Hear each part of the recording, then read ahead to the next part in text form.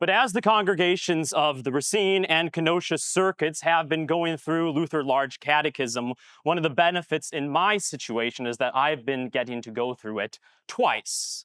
I serve at a dual parish.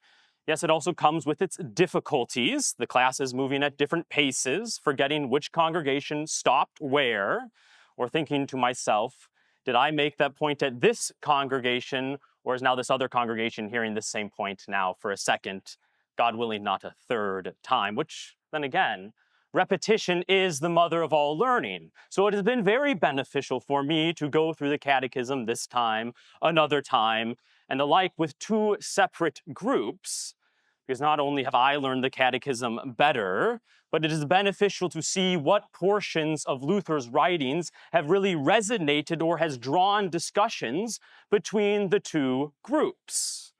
Of the portions of the catechism that we have thus far covered, it was the fourth commandment that has driven the most kind of common discussions and questions concerning this common theme. When they are not living up to their God-given duties, why and in what ways must we honor our parents and other authorities like the government? Now, yes, to lay the basic groundwork, of course, in line with Acts 5:29, honor and obedience to parents and governance, it is not just an absolute blind obedience. If they command us to sin, we must obey God rather than men. But if they do such, or slack in other parts of their duties, that does not mean that they absolutely forfeit their rights over you. Rather, they remain your parents or your government, and you still remain under them. As my congregations read through Luther together, we noted how kind of repeated this point is. Parents are not to be deprived of the honor because of their conducts of their failing. Do not address your parents roughly, haughtily, and defiantly, but yield to them and be silent, even though they go too far. The young should remember that however lowly, poor, frail, and strange, or also translated as eccentric, or my favorite, queer, in the old sense from the Triglota, that their parents might be, nevertheless they are the father and mother given to them by God. Here in the midst of their sins, parents, they are still to be honored. But why? Why are we still to submit to them even when they are not fully faithful? Well, in the case of your parents, and we'll look at the government in a bit, they are still your parents. Nothing can change that. And that's what got my congregations onto the topic of ontology. So just like how biology, it is the study of life, ontology, it is the study of being. Biology, the bio part, comes from the Greek word for life. Onto, that comes from the Greek word, the verb, to be. Ontology, it deals with the nature of what something or someone is. Now, within ontology proper, there are many distinctions to be made and many classical understandings to it, like with the distinctions between substance and accidents, right? But for our purposes today, we will not go there. Rather, for our purposes, right, we'll use the word ontology, ontological, in a kind of wider sense. So to give a kind of good illustration to how to better understand this word, I like to liken ontology to your biological being, your ontological being to your biological being. Now, to be sure, yes, in the fullness of your human nature, you are ontologically more than just flesh and bones, right? You are more than just a biological being. But to set this as a baseline comparison, within your flesh, within your bones, within your biology, your DNA, you are human, are you not? But not just a simple human, but under that umbrella of what counts as human, right? You're either a male or a female. Likewise, right, that can go even a little further because you are a unique male and a unique female. There's not another one exactly like you.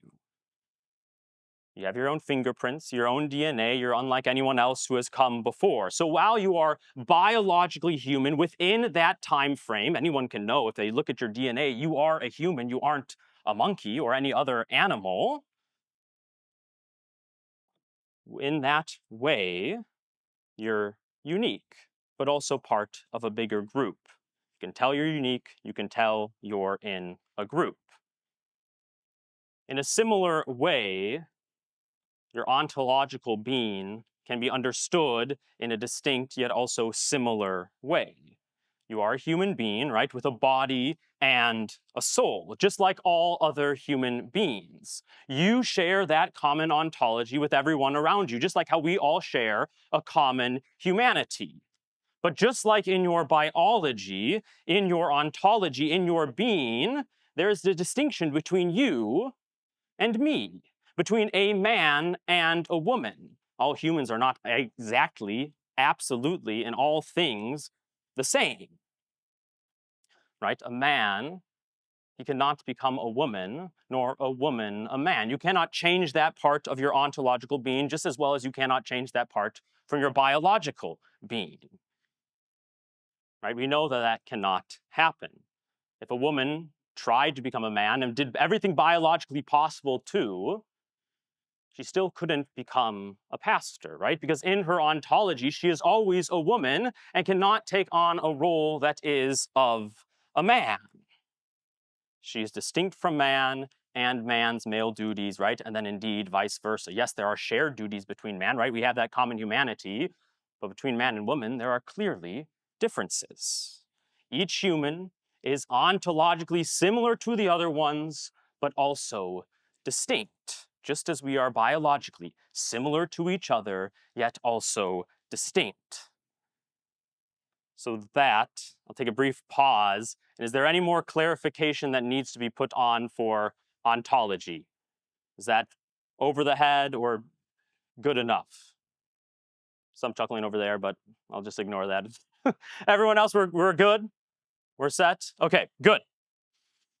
So building off of that point about the ontological duties that are given to man by God, this is how it relates to the fourth commandment.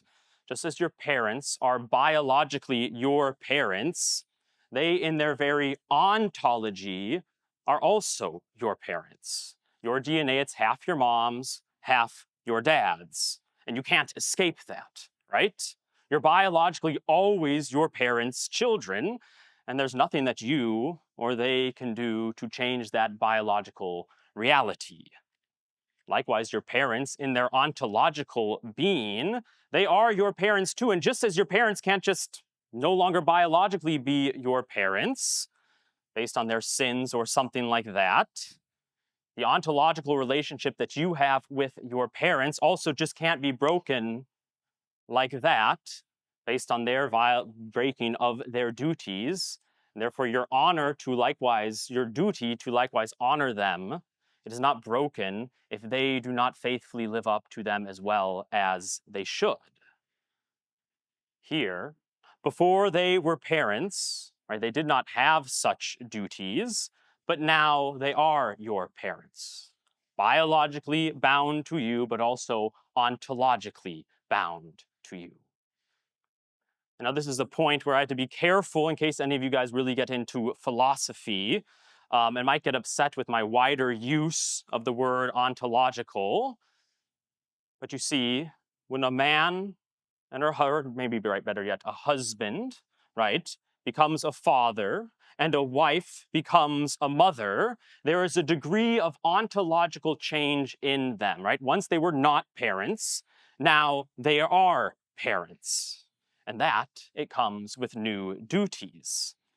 Now, I'm not saying that that is like an ontological change where this once human being is now a cat, or they become this brand new being that's distinct fully from that old person. But in a wide sense, there is an ontological change in at least their status, one could say. Just like when a man marries a woman, and he and that woman become one flesh, they now have new duties, new roles that they didn't have before.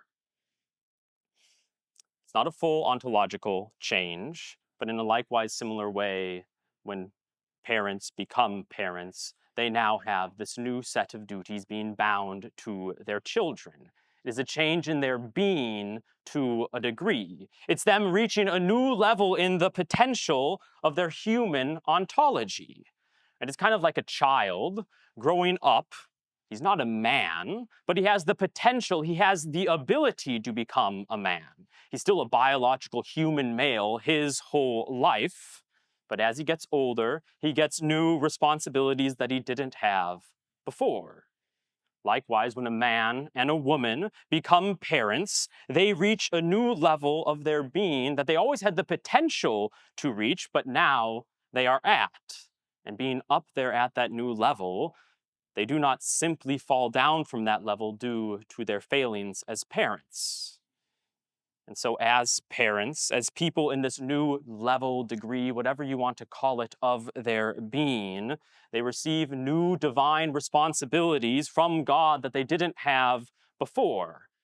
And those responsibilities are not easily just dropped and done away with. And so, just as you cannot biologically separate children from their parents, so too can you not remove the ontological relationship between parents and their children. Despite their conducts, the parents' conducts, their failing, their going too far, their queerness, they are ontologically always your parents, just as they are biologically always your parents. They don't stop being your parents when they stop acting like your parents. Yes, at times you must obey God rather than men, rather than them. But just because they try to lead you into sin, that doesn't mean now you have the full freedom to resist everything they say and do. They are still your parents in their very being. Just because of their poor conduct and their failing, it doesn't mean that they stop being your parents. And so if they are still your parents, they are still worthy of the honor prescribed in the fourth commandment. And as Luther writes, not because of the worthiness of parents, but because of the worthiness of the word and the commandment of God, right, which all about them standing in God's place. Right, in this standing in God's place that Luther talks about a lot, he continues and says, God has assigned parenthood in the highest place. Yes, he has set it up in his own place upon earth. The biological parents, they are not your only figures that stand in the place of God. For as we continue to read together in Luther's large catechism, before he starts talking about the spiritual fathers we also have, he says this. So we have two kinds of fathers presented in this commandment, fathers in blood and fathers in office, or those who have the care of family and those who have the care of country. And this then is where the next kind of common discussion took us in our classes. Because, if as Luther writes, all authority flows and is born from the authority of parents, and that authority has been conferred to the government, then in what way does the ontological nature of parents carry then over into the way that we think about the government? Obviously, as we discussed in our classes, there are some differences. Right? A government that you live under at one time can be replaced by another. Unlike being the biological child of your one set of parents, throughout your life, you can be the subject of more than just one government. You might be born under one government, but through invasion, regime change, through coup or whatever, right? You can die under another government. But being similar to your child of your parents, despite their failing, when you are subject to government authority, you are still subject to them despite their failings. The civil government, it doesn't just completely stop being your civil government if they are not faithfully attending to their duties. right? So similar to what Luther said about parents, we continue to read with these words of his. The same should also be said about obedience to the civil government.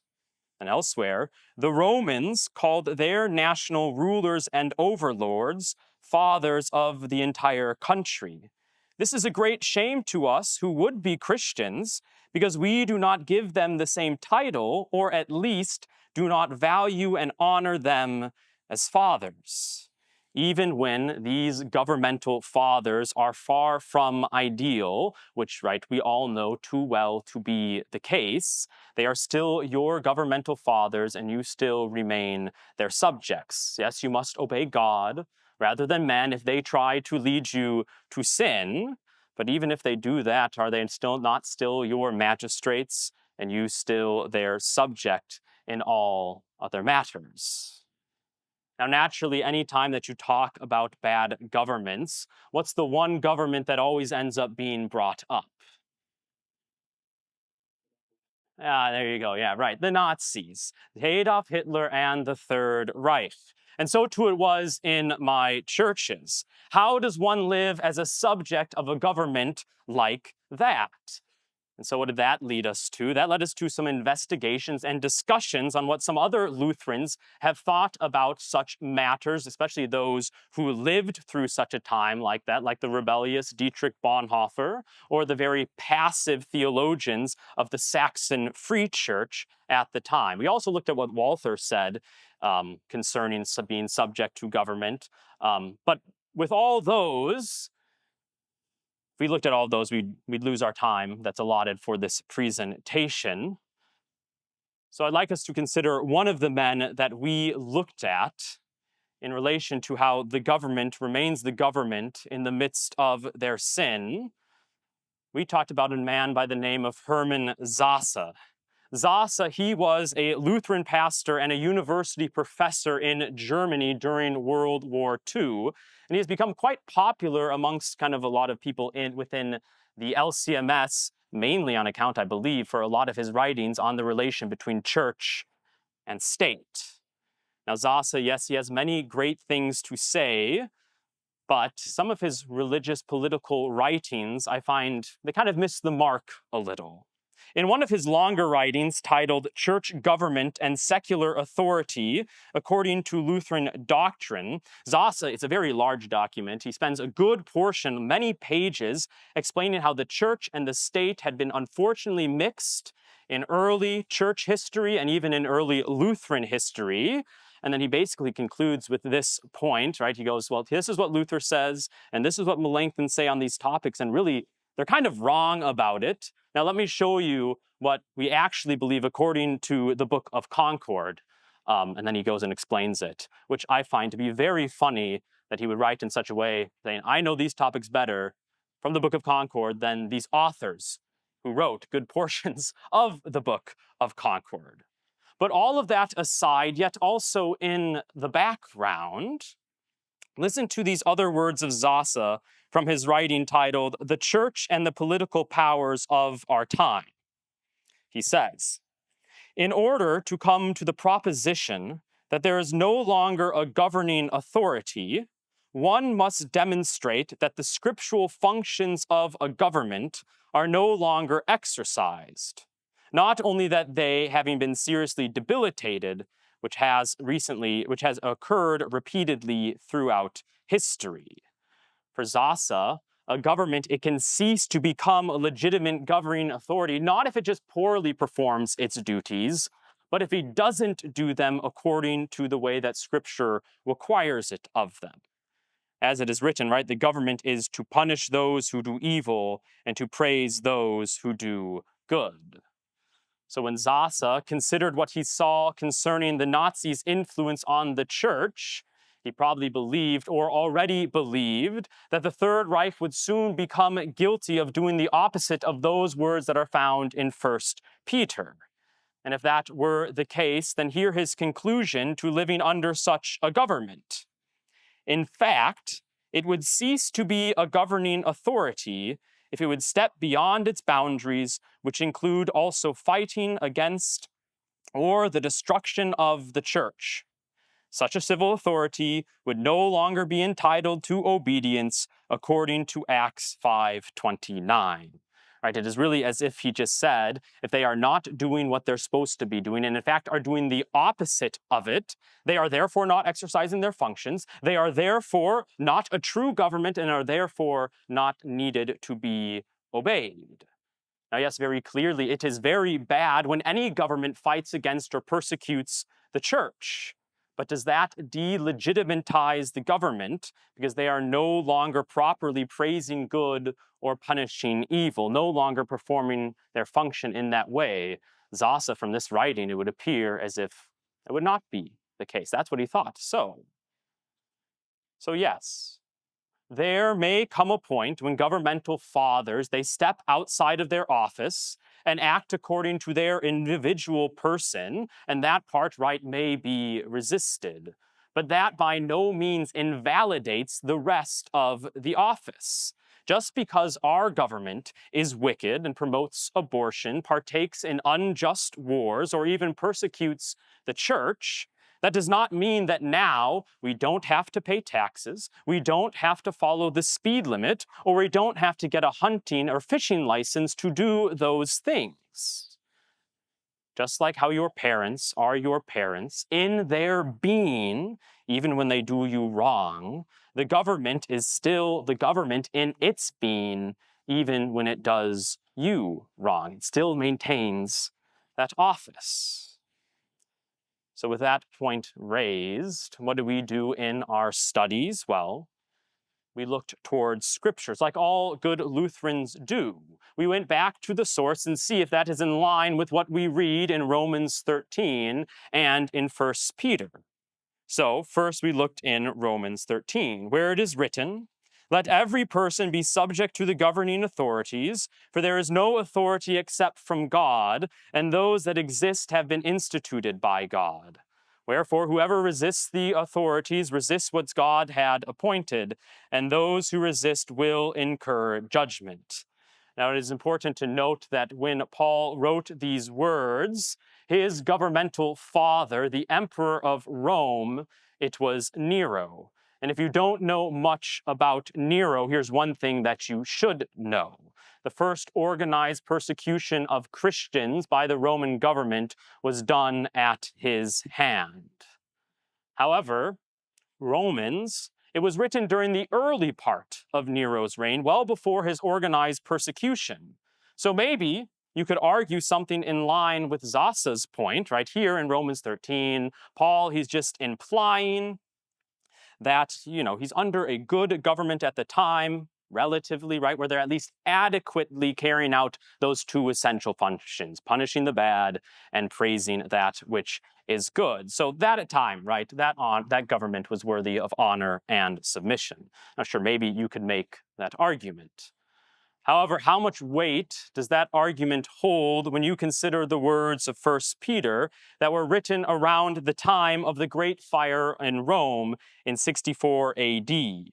While Nero blamed the Christians for the fire and was actively persecuting them, Peter wrote these words, "Be subject for the Lord's sake to every human institution, whether it be to the emperor as supreme or to the governors set by him to punish those who do evil and to praise those who do good. Honor the emperor." Did the emperor at that time appear to be honorable? Was he worthy of the honor that God commands to give him, even when some Christians were being crucified, being thrown to the wild animals, or either others, right, being used as human torches? It certainly looked like Nero is fighting against the church, and indeed he was, right, aiding in the destruction of the church. Wouldn't Zasa say that such a government wouldn't be worthy of obedience? But here our Lord says that they are, right, provided, right, that they still aren't causing you to sin, trying to get you to sin. Right? Otherwise, these words recorded in 1 Peter 2 and in Romans 13, they would be different.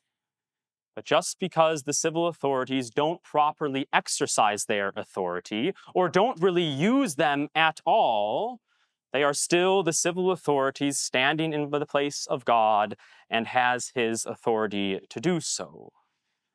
So therefore, in closing, this is how Luther understood one's relationship towards the parent and governments. Sure, Luther, he might have not used the word ontological or ontology, but despite their failings, despite how when they wrong you, despite their queerness in their ontology, in their being, they do not simply cease to be your parents or their government.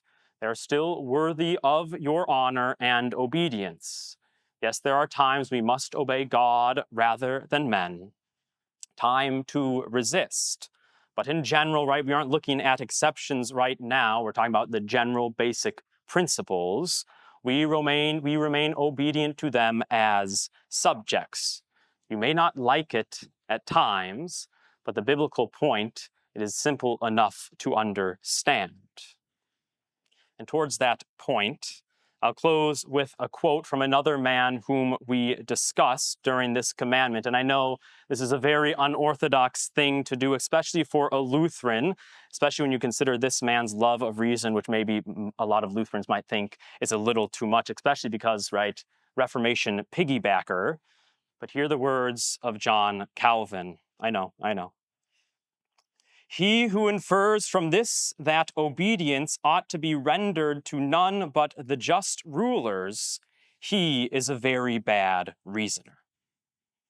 Let's not be bad reasoners, but be subject to God and his word and those standing in his place. Thank you. So when you were bringing up Sasa talking about Acts 5:29, I found it ironic that he would go there since, yes, as you demonstrated very clearly, there are exceptions if we're being forced to sin or asked to sin. But at the same time, the disciples are speaking to a government that persecuted the Christians before the Romans, Right. the Jewish government. And they weren't just religious leaders, they were secular leaders as well. And sure, they didn't obey. We're just going through this in Acts, so it dovetails perfectly. So yeah, they're commanded, don't preach and teach in the name of Jesus. And they're like, no, we have to obey God rather than man. But they still obey the civil authorities except that point. So I don't see how he gets this. Right. Yeah, I found it to be a very weird conclusion to make. That's why it stuck out to me so much when I read it. I'm like, is he really going there? And yeah, I guess he was. I mean, like when I was reading it again, refreshing myself on it, in the writing where he was talking about, right, obviously he's living under the Nazi regime, and he didn't say full out that, right, we are living in this under this government right now, but he was laying the groundwork that he's like, yeah, if this goes too far, as he was thinking that it probably was, right, then at least he already has the groundwork that these people are going to be like, oh, I guess, Sasa says we're fine. But like you said, right, you read the context, you're like, oh, they still obey the secular authorities, right? And that's kind of very similar to what the Saxon Free Church Lutherans wrote about. They're like, as long as we are still preaching the gospel and can do all these things rightly, then, well, everything's fine, right? They're very passive in, the government does the governmental thing. We do the churchly thing. As long as we're still doing the churchly thing that in a way that doesn't violate our conscience, right, we're fine. So they're just like, yeah, this is our government. The Pilgrims left Europe because of religious persecution primarily, from the rulers and the kings and all that. They were able to flee a tyrannical government. What happens when you can't flee a tyrannical government?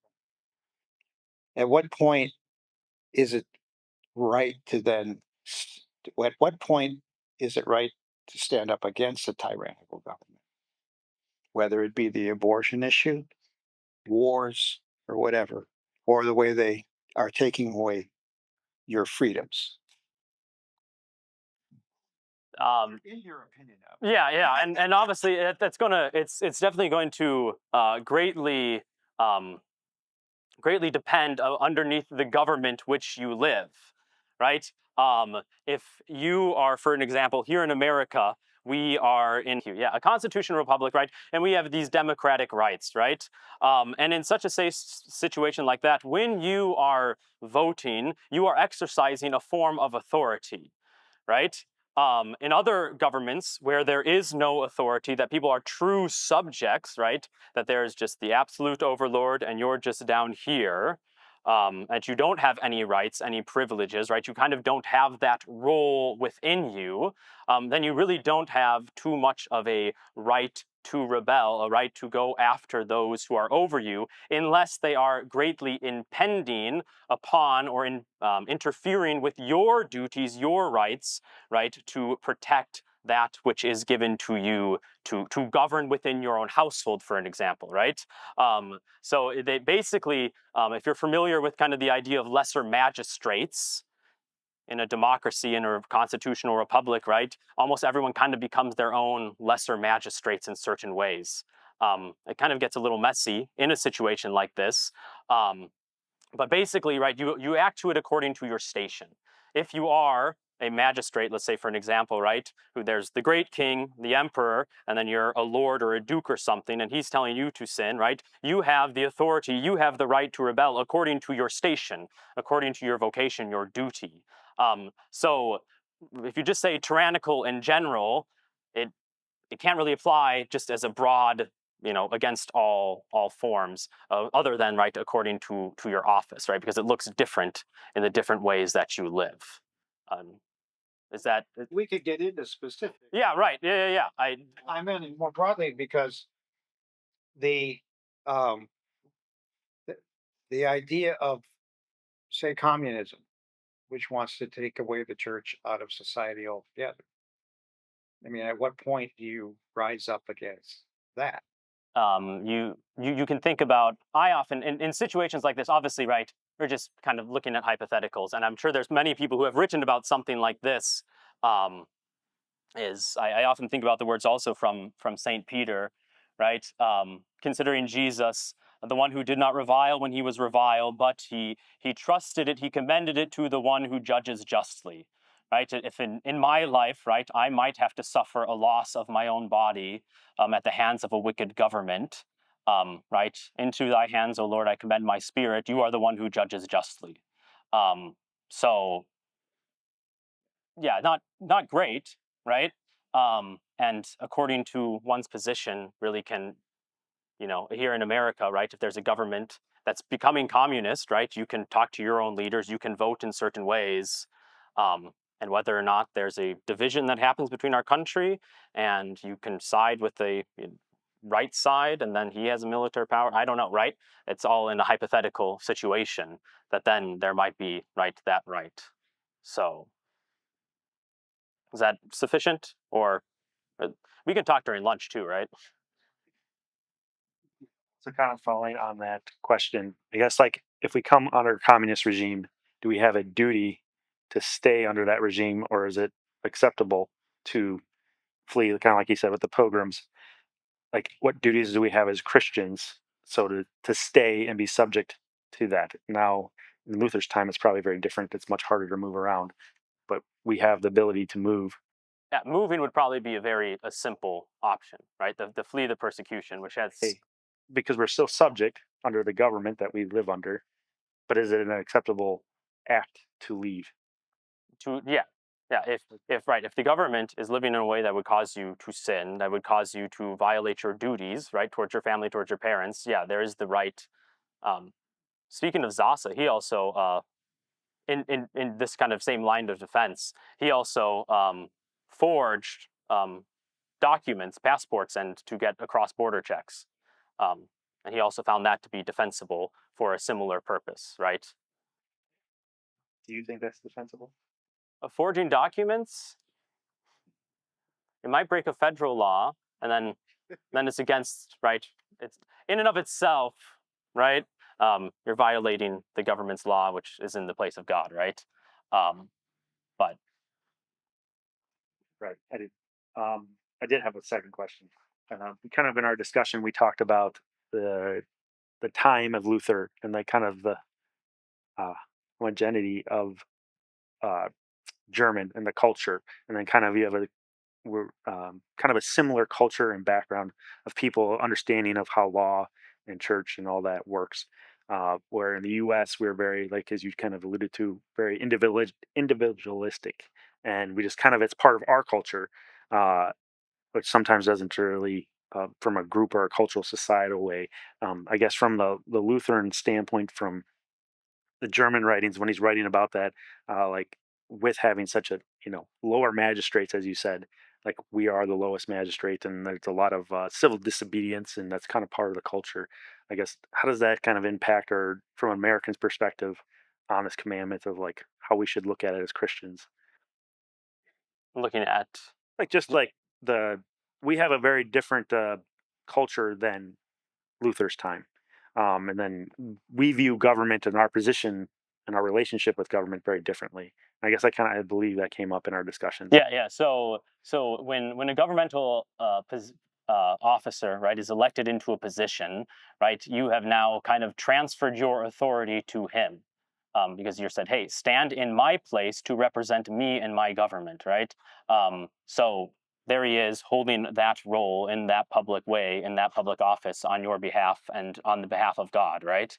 So that's probably the best way to look at it, right? That he's still in that role, you still honor him because, right, he's in the government, right? You put him there. I have a question. So, one of the things that's usually helpful when looking at any of the commandments is also looking at the table of duties. How would you say the table of duties can help us understand, in particular, the fourth commandment with regard to authority and ontology, as you say, right? Um, for example, obviously, the household, the church, the state. These three things are the three estates of God, and which, yeah. So, thoughts on that?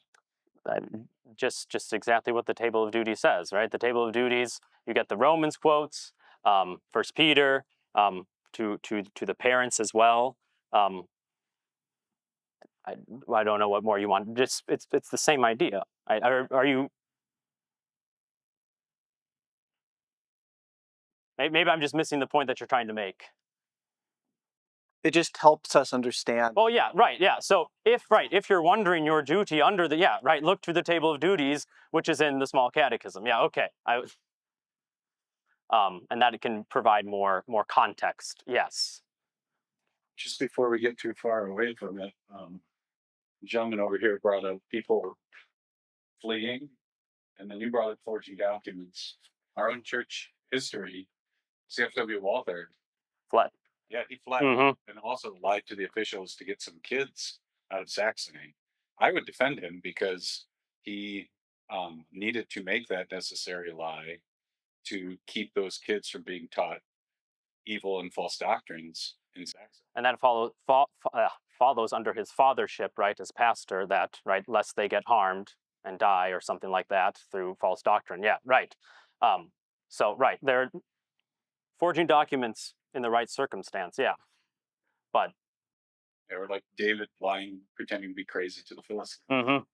So I don't know if that helps. I saw a hand over here.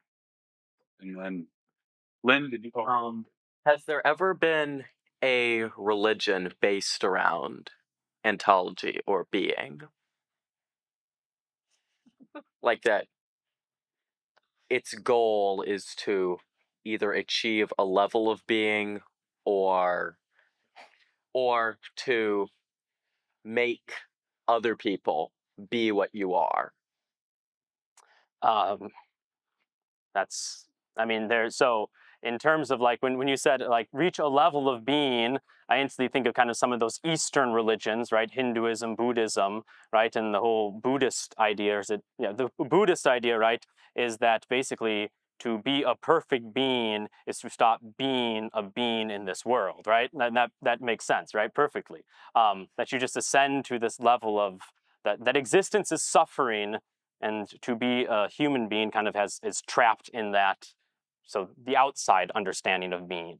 But then to be a be that you desire someone else to be, I mean, that in certain aspects, right, you look at that, there's ways that you look at it within Christianity, right? Obviously, we are not ontologically the same as God, but right, we are to be conformed to the image of his Son, right? That we share in some aspects of that, right? That he came down to us to be a man with us.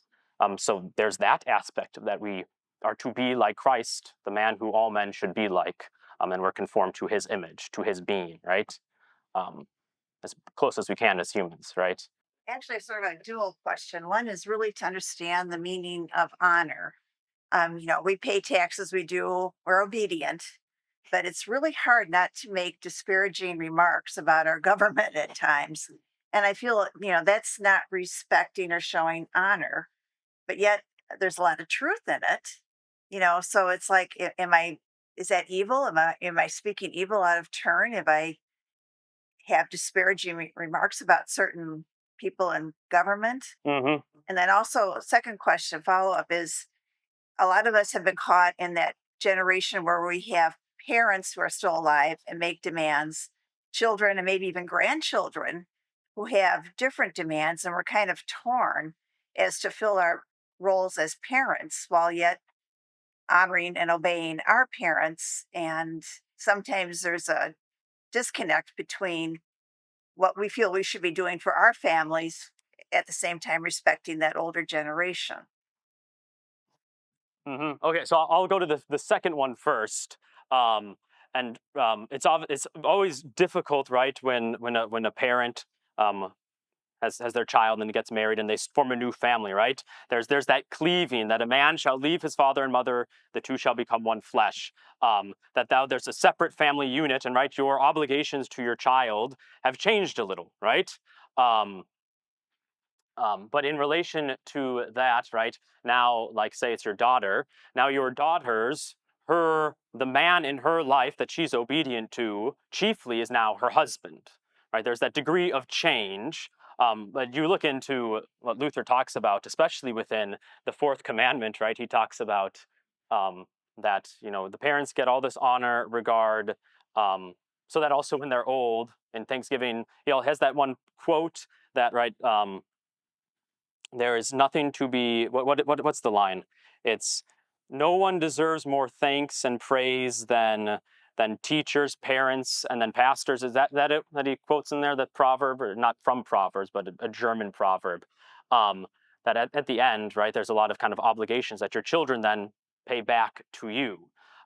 So in relation to this aspect of how you deal with your children, your parents, and how that changes. Right, you go and look who has kind of that first order of priority, right? Who are the first people that they ought to that they have the rights over, in a way. Is that, and then anything more that probably doesn't help, does it? Yeah, not when you feel that there's conflicting values and you want to raise your children a certain way. And sometimes there's a conflict with the older generation that has other demands or sees things differently. I mean, sometimes they're of a different faith, or there could be other conflicts, Oh, so like circumstances. you're a parent, your parents are trying to parent your children more in that way, that kind of conflict that they're saying, They're expecting different things from you. Yeah, right, okay. they don't understand why you have to be in church every Sunday and your children, need to be in Sunday school and you need to Mm-hmm. for meals. Yeah, right. They see Okay. that as superfluous. Yeah, so then obviously we're very, at that point, right, the essentialness of reading the Word of God, going to church, Sunday school, and the like, right, that you're the parental figure, you're the one who has authority over these things, and these are the very important things that are necessary, right? That must obey God rather than men, right? So even if it might offend or upset some other generation, right? These are the one things that the thing that is truly needful, right? Um, so you look to that as the guiding principle. Yes. Mm-hmm. And then the second point, right? The honoring. Right at the beginning of the Catechism, within this section, right, Luther talks about that we are commanded to love everyone, but honor is to be given to parents, to govern, all those things. And I think probably in line with kind of the aspect of your question would probably be consider it in light of the eighth commandment, right? Bearing false witness, putting the best construction on everything. So the things that are done in public, are done in public, and you can comment on them, right? Say, well, I think this governmental policy really not the best, right? But to put the best construction on it without lying about it, right? That's always the difficulty of the eighth commandment: best construction, but also not leading someone into a false idea of what's happening. So eighth commandment is probably a good place to look for more on how to honor them with your words as well. So I'm going to expound a little bit on what Marilyn talked about, the word honor. I know in Luther's time, the word parent, or to bring forth, which is the definition of a parent, may have been different than it is today. I mean, someone who biologically has a child, but that child was maybe immediately given up or left. In today's world, some children are left in dumpsters. Mm-hmm. How do you possibly honor that type of person? And again, the word honor, I guess, is the stickler here. Can you truly, as an adult, if you've survived something like that, not say, "I hate that person"? You know, there could be true hatred in your being in yourself. So how do you honor someone like that if you want to define them as a parent? Probably the best way to do so is in the scriptural ways, right?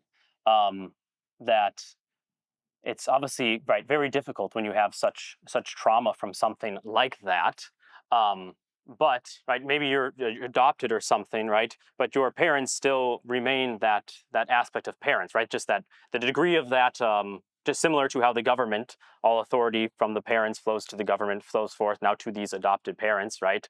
But the biological parents are still their parents, and just as we as Christians ought to live in forgiveness for those repentant sinners, right? There is that aspect to us, and it's right, obviously, very very hard to honor in a situation like that. But the regard that we have is to honor parents, and as we looked at all those, right, whether they hurt you, harm you, all those things, get out, right? If the situation's very bad, and maybe that's one of the best ways that you can show honor to them, so that you don't kind of bubble up and go off and sin and get upset by being kind of like what we talked about with the government, right? Moving yourself away from the situation so that there aren't come more instances where worse things can happen, right? Honor it as so far as you can, according, right, without, which would lead you into sin if you, right, go into a situation again, honoring them by, well, I have to stay at this one place, right, because my parent says. But if you keep going at that one place and they keep abusing you and leading you to sin, right, then you move, because that's the honorable thing to do, so that you don't end up in worse and worse situations as Abel, right? But then again, in a similar way, if you suffer loss from it, Again, it's just, in that situation, I understand that if you never knew the biological person, it's difficult to honor someone. To, other than to say they birthed me and that's it. Is that honorable enough to just say that and proceed with life? Yeah, right. This is the person who gave birth to me. This is and brought me my life. Thanks be to God. Because, like I said, the definition of honor is sometimes a difficult thing. So, okay, thank you. Just thinking back to that, like, isn't in the situation where you don't know your natural parents, as a Christian, when you recognize sin in yourself, is it then not somewhat easier to forgive the sin of that person that dumped you in the dumpster? And but I think as a Christian, we can find that freedom to love that person, understanding sin as sin ourselves. Yeah. That once you recognize the depravity of your own heart, right? Blessed are the poor in spirit, right? For theirs is the kingdom of God. Those who recognize the the depravity of one's place, right, then recognizes that, all these other people are also in that same depravity. Right. Hmm. And I think it's just the freedom that Christ gives us by recognizing that, to be loved so completely by him.